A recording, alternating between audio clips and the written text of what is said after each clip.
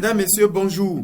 La presse de ce jour dans l'ensemble ne s'intéresse plus aux marches de soutien, mais à l'écho de l'actualité au niveau de la criette.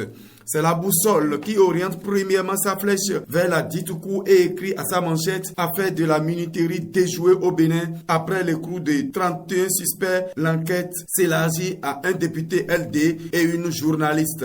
Le quotidien précise que l'enquête ouverte depuis le 7 décembre présente déjà ses résultats. La justice béninoise a interpellé 30 militaires et un député LD et une journaliste.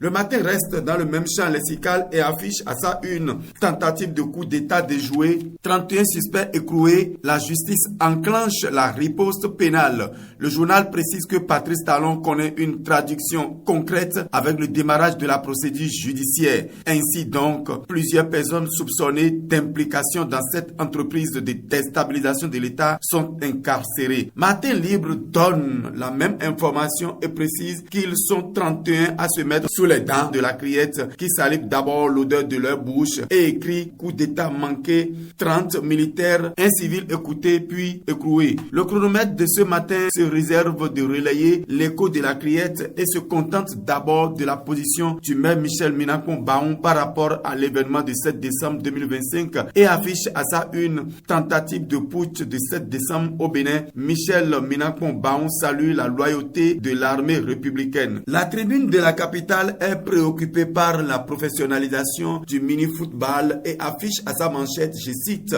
un pas décisif vers la professionnalisation du mini-football au Bénin. 34 officiels certifiés marquent une étape historique pour la discipline. Tabarou de ce jour fait le point de la tournée auprès des producteurs de premiers produits de rente au Bénin et affiche à sa manchette, en tournée auprès des producteurs, transporteurs et transformateurs, la FNCVPC veille au grain pour fournir un or blanc de qualité irréprochable. Le Bénin maintiendra sa position de meilleur producteur de coton dans la sous-région et dans toute l'Afrique est l'objectif à privilégier. 109 a assisté aux événements de distinction de certaines personnalités et identifie le maire Yankoti Chalmagne et écrit à sa manchette après son élévation au grade d'officier de l'ordre national du Bénin, humilité, gratitude et engagement, les mots forts du maire Chalmagne Yankoti. La République a rendu hommage ce lundi 15 décembre à un serviteur dévoué de la cité des Aïnovi. C'est une distinction qui salue un parcours exemplaire au service de la capitale du pays. Info Matin pour finir a observé le chef de l'État et déduit qu'il lui reste à faire après cette épreuve qu'il a défiée. Après la tentative de déstabilisation déjouée,